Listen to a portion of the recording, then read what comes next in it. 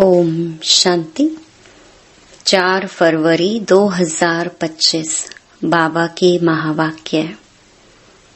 मीठे बच्चे, बाप तुम्हें अविनाशी ज्ञान रत्नों का दान देते हैं।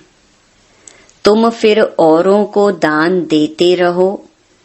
इसी दान से सद्गति हो जाएगी। प्रश्न: कौन सा नया रास्ता तुम बच्चों के सिवाय कोई भी नहीं जानता है?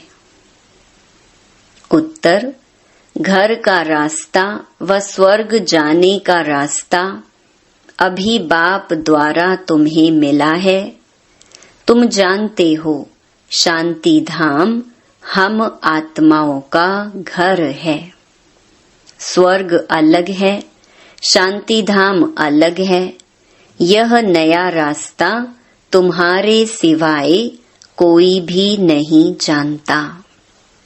तुम कहते हो, अब कुंभकर्ण की नींद छोड़ो, आंख खोलो, पावन बनो।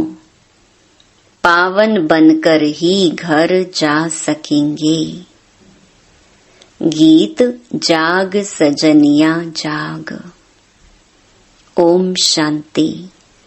भगवानुवाच, यह तो बाप ने समझाया है कि मनुष्य को व देवताओं को भगवान नहीं कहा जाता, क्योंकि इनका साकारी रूप है। बाकी परमपिता परमात्मा का न आकारी न साकारी रूप है, इसीलिए उनको शिव परमात्माए नमः कहा जाता है। ज्ञान का सागर वह एक ही है। कोई मनुष्य में ज्ञान हो नहीं सकता। किसका ज्ञान? रचता और रचना के आदि मध्य अंत का ज्ञान अथवा आत्मा और परमात्मा का यह ज्ञान कोई में नहीं है। तो बाप आकर जगाते हैं, हे सजनियां, हे भक्तियां, जागो। सभी मेल अथवा फीमेल भक्तियां हैं, भगवान को याद करते हैं। सभी ब्राइड्स याद करती हैं एक ब्राइडग्रूम को। सभी आशिक आत्माएं परमपिता परमात्मा माशूक को याद करती हैं। सभी सीताएं हैं, राम एक परम पिता परमात्मा है। राम अक्षर क्यों कहते हैं?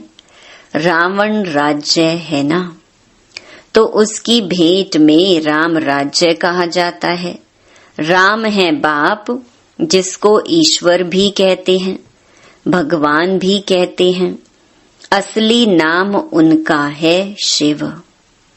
तो अब कहते हैं, जागो, अब नवयुग आता है। पुराना खत्म हो रहा है। इस महाभारत लड़ाई के बाद सतयुग स्थापन होता है और इन लक्ष्मी नारायण का राज्य होगा। पुराना कलयुग खत्म हो रहा है, इसीलिए बाप कहते हैं, बच्चे कुंभकर्ण की नींद छोड़ो, अब आंख खोलो, नई दुनिया आती है। नई दुनिया को स्वर्ग सतयुग कहा जाता है। यह है नया रास्ता। यह घर व स्वर्ग में जाने का रास्ता कोई भी जानते नहीं है। स्वर्ग अलग है, शांति धाम जहाँ आत्माएं रहती हैं वह अलग है। अब बाप कहते हैं, जागो, तुम रावण राज्य में पतित हो गए हो। इस समय एक भी पवित्र आत्मा नहीं हो सकती। पुण्य आत्मा नहीं कहेंगे। भल मनुष्य दान पुण्य करते हैं, परंतु पवित्र आत्मा तो एक भी नहीं है। यहाँ कलयुग में है पतित आत्माएं, सतयुग में है पावन आत्माएं। इसीलिए कहते हैं, हे शिव बाबा, आकर हमको पावन आत्मा बनाओ। यह पवित्रता की बात है। इस समय बाप आकर तुम बच्चों को अविनाशी ज्ञान रत्नों का दान देते हैं।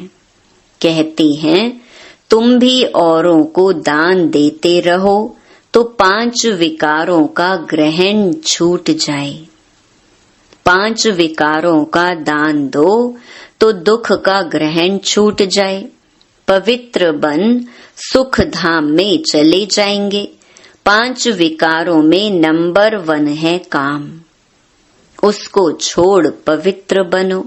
खुद भी कहते हैं हे पतित पावन, हमको पावन बनाओ। पतित विकारी को कहा जाता है। यह सुख और दुख का खेल भारत के लिए ही है। बाप भारत में ही आकर साधारण तन में प्रवेश करते हैं, फिर इनकी भी बायोग्राफी बैठ सुनाते हैं। यह हैं सब ब्राह्मण ब्राह्मणियां, प्रजापिता ब्रह्मा की औलाद। तुम सबको पवित्र बनने की युक्ति बताते हो। ब्रह्मा कुमार और कुमारियां, तुम विकार में जा नहीं सकते हो। तुम ब्राह्मणों का यह एक ही जन्म है। देवता वर्ण में तुम 20 जन्म लेते हो। वैश्य शूद्र वर्ण में 63 जन्म। ब्राह्मण वर्ण का यह एक अंतिम जन्म है जिसमें ही पवित्र बनना है। बाप कहते हैं पवित्र बनो। बाप की याद अथवा योग बल से विकर्म भस्म होंगे। यह एक जन्म पवित्र बनना है। सतयुग में तो कोई पतित होता नहीं। अभी यह अंतिम जन्म पावन बनेंगे तो 21 जन्म पावन रहेंगे। पावन थे, अब पतित बने हो। पतित हैं तब तो बुलाते हैं। पतित किसने बनाया है? रावण की आसुरी मत ने। सिवाय मेरे तुम बच्चों को रावण राज्य से, दुख से कोई भी लिबरेट कर नहीं सकते। सभी काम चिता पर बैठ भस्म हो पड़े हैं। मुझे आकर ज्ञान चिता पर बिठाना पड़ता है। ज्ञान जल डालना पड़ता है। सबकी सदगति करनी पड़ी। जो अच्छी रीति पढ़ाई पढ़ते हैं उनकी ही सदगति होती है। बाकी सब चले जाते हैं शांति धाम में। सतयुग में सिर्फ देवी देवताएं हैं, उनको ही सदगति मिली हुई है। बाकी सबको गति अथवा मुक्ति मिलती है। 5000 वर्ष पहले इन देवी देवताओं का राज्य था। लाखों वर्ष की बात है नहीं। अब बाप कहते हैं मीठे मीठे बच्चों, मुझ बाप को याद करो। मन मनाभव अक्षर तो प्रसिद्ध है। भगवानुवाच कोई भी देहधारी को भगवान नहीं कहा जाता। आत्माएं तो एक शरीर छोड़ दूसरा लेती हैं। कभी स्त्री कभी पुरुष बनती हैं। भगवान कभी भी जन्म मरण के खेल में नहीं आता। यह ड्रामा अनुसार नोंद है। एक जन्म न मिले दूसरे से, फिर तुम्हारा यह जन्म रिपीट होगा तो यही एक्ट, यही फीचर्स फिर लेंगे। यह ड्रामा अनादि बना बनाया है, यह बदल नहीं सकता। श्री कृष्ण का जो शरीर सतयुग में था वह फिर वहां मिलेगा। वह आत्मा तो अभी यहाँ है। तुम अभी जानते हो हम सो बनेंगे। यह लक्ष्मी नारायण के फीचर्स एक्यूरेट नहीं हैं, बनेंगे फिर भी वही। यह बातें नया कोई समझ ना सके। अच्छी रीति जब किसको समझाओ तब 84 का चक्कर जानेंगे और समझेंगे बरोबर हर एक जन्म में नाम, रूप, फीचर्स आदि अलग अलग होते हैं। अभी इनके अंतिम 84वें जन्म के फीचर्स यह हैं, इसीलिए नारायण के फीचर्स करीब करीब ऐसे दिखाए हैं, नहीं तो मनुष्य समझ ना सके। तुम बच्चे जानते हो मम्मा बाबा ही यह लक्ष्मी नारायण बनते हैं। यहाँ तो 5 तत्व पवित्र है नहीं, यह शरीर सब पतित हैं। सतयुग में शरीर भी पवित्र होते हैं। श्री कृष्ण को मोस्ट ब्यूटीफुल कहते हैं, नेचुरल ब्यूटी होती है। यहाँ विलायत में भल गोरे मनुष्य हैं, परंतु उनको देवता थोड़े ही कहेंगे, दैवी गुण तो नहीं है ना। तो बाप कितना अच्छी रीति बैठ समझाते हैं। यह है ऊंच ते ऊंच पढ़ाई, जिससे तुम्हारी कितनी ऊंच कमाई होती है। अनगिनत हीरे जवाहर धन होता है। वहां तो हीरे जवाहरों के महल थे, अभी वह सब गुम हो गया है। तो तुम कितने धनवान बनते हो। अपरम अपार कमाई है 21 जन्मों के लिए। इसमें बहुत मेहनत चाहिए। देही अभिमानी बनना है। हम आत्मा हैं, ये पुराना शरीर छोड़ अब वापस अपने घर जाना है। बाप अभी लेने लिए आए हैं। हम आत्मा ने 84 जन्म अब पूरे किए, अब फिर पावन बनना है। बाप को याद करना है, नहीं तो कयामत का समय है। सजाएं खाकर वापस चले जाएंगे। हिसाब किताब तो सबको चुकतू करना ही है।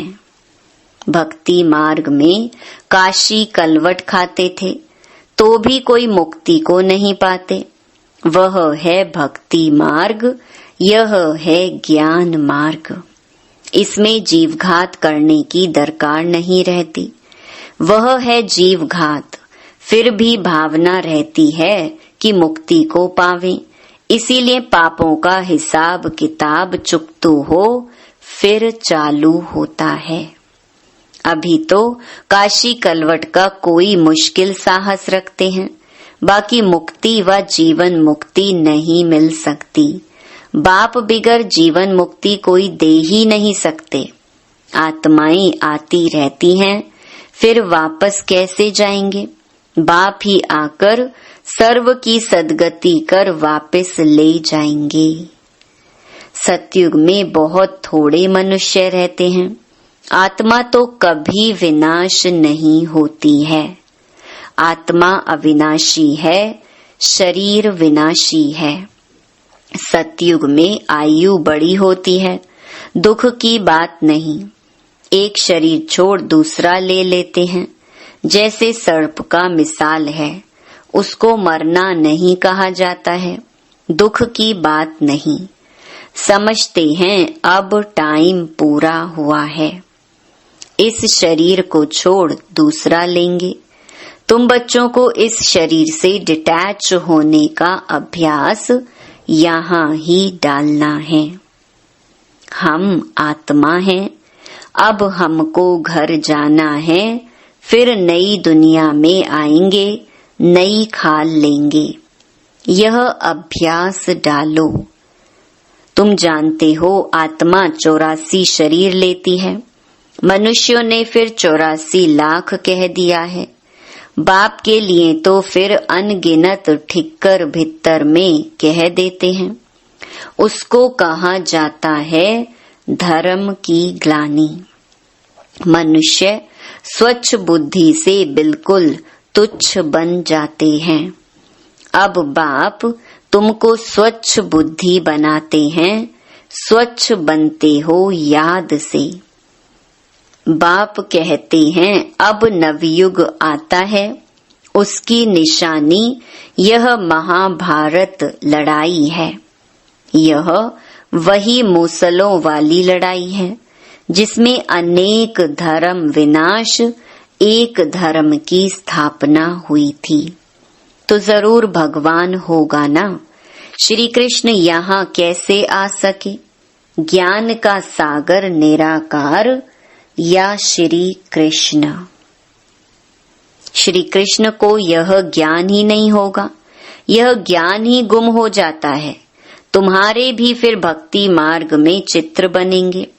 तुम पूज्य ही पुजारी बनते हो, कला कम हो जाती है, आयु भी कम होती जाती है, क्योंकि भोगी बन जाते हो। वहाँ है योगी, ऐसे नहीं कि किसकी याद में योग लगाते हो। वहाँ है ही पवित्र। श्री कृष्ण को भी योगेश्वर कहते हैं। इस समय श्री कृष्ण की आत्मा बाप के साथ योग लगा रही है। श्री कृष्ण की आत्मा इस समय योगेश्वर है। सतयुग में योगेश्वर नहीं कहेंगे, वहाँ तो प्रिंस बनती है। तो तुम्हारी पिछाड़ी में ऐसी अवस्था रहनी चाहिए जो सिवाय बाप के और कोई शरीर की याद ना रहे। शरीर से और पुरानी दुनिया से ममत्व मिट जाए। सन्यासी रहते तो पुरानी दुनिया में हैं, परंतु घर बार से ममत्व मिटा देते हैं। ब्रह्म को ईश्वर समझ उनसे योग लगाते हैं। अपने को ब्रह्म ज्ञानी, तत्व ज्ञानी कहते हैं। समझते हैं हम ब्रह्म में लीन हो जाएंगे। बाप कहते हैं यह सब रॉन्ग है। राइट तो मैं हूँ, मुझे ही ट्रुथ कहा जाता है। तो बाप समझाते हैं याद की यात्रा बड़ी पक्की चाहिए। ज्ञान तो बड़ा सहज है, देही अभिमानी बनने में ही मेहनत है। बाप कहते हैं किसकी भी देह याद ना आए। यह है भूतों की याद, भूत पूजा। मैं तो अशरीरी हूँ, तुमको याद करना है मुझे। इन आँखों से देखते हुए बुद्धि से बाप को याद करो। बाप के डायरेक्शन पर चलो तो धर्म राज की सजाओं से छूट जाएंगे। पावन बनेंगे तो सजाएं खत्म हो जाएंगी। बड़ी भारी मंजिल है। प्रजा बनना तो बहुत सहज है, उसमें भी साहूकार प्रजा, गरीब प्रजा कौन कौन बन सकते हैं, सब समझाते हैं। पिछाड़ी में तुम्हारे बुद्धि का योग रहना चाहिए बाप और घर से। जैसे एक्टर्स का नाटक में पार्ट पूरा होता है तो बुद्धि घर में चली जाती है। यह है बेहद की बात। वह होती है हद की आमदनी, यह है बेहद की आमदनी। अच्छे एक्टर्स की आमदनी भी बहुत होती है ना। तो बाप कहते हैं गृहस्थ व्यवहार में रहते बुद्धि योग वहाँ लगाना है। वह आशिक माशूक होते हैं एक दो के, यहाँ तो सब आशिक हैं एक माशूक के। उनको ही सब याद करते हैं। वंडरफुल मुसाफिर है ना। इस समय आए हैं सब दुखों से छुड़ाकर सदगति में ले जाने लिए। उनको कहा जाता है सच्चा सच्चा माशूक। वह एक दो के शरीर पर आशिक होते हैं, विकार की बात नहीं, उसको कहेंगे देह अभिमान का योग। वह भूतों की याद हो गई। मनुष्य को याद करना माना पांच भूतों को, प्रकृति को याद करना। बाप कहते हैं प्रकृति को भूल मुझे याद करो। मेहनत है ना, और फिर दैवी गुण भी चाहिए। कोई से बदला लेना यह भी आसुरी गुण है। सतयुग में होता ही है एक धर्म, बदले की बात नहीं। वह है ही अद्वैत देवता धर्म, जो शिव बाबा बिगर कोई स्थापन कर न सके। सूक्ष्म वतन वासी देवताओं को कहेंगे फरिश्ते। इस समय तुम हो ब्राह्मण, फिर फरिश्ता बनेंगे, फिर वापस जाएंगे घर, फिर नई दुनिया में आकर दैवी गुण वाले मनुष्य अर्थात देवता बनेंगे। अभी शूद्र से ब्राह्मण बनते हो, प्रजापिता ब्रह्मा का बच्चा ना बने तो वर्षा कैसे लेंगे। यह प्रजापिता ब्रह्मा और मम्मा, वह फिर लक्ष्मी नारायण बनते हैं। अब देखो तुमको जैनी लोग कहते हैं हमारा जैन धर्म सबसे पुराना है। अब वास्तव में महावीर तो आदि देव ब्रह्मा को ही कहते हैं। है ब्रह्मा ही, परंतु कोई जैन मुनि आया तो उसने महावीर नाम रख दिया। अभी तुम सब महावीर हो ना, माया पर जीत पा रहे हो, तुम सब बहादुर बनते हो। सच्चे सच्चे महावीर महावीरनियां तुम हो। तुम्हारा नाम है शिव शक्ति, शेर पर सवारी है और महारथियों की हाथी पर। फिर भी बाप कहते हैं बड़ी भारी मंजिल है, एक बाप को याद करना है तो विकर्म विनाश हो, और कोई रास्ता नहीं है। योग बल से तुम विश्व पर राज्य करते हो। आत्मा कहती है अब मुझे घर जाना है। यह पुरानी दुनिया है, यह है बेहद का सन्यास।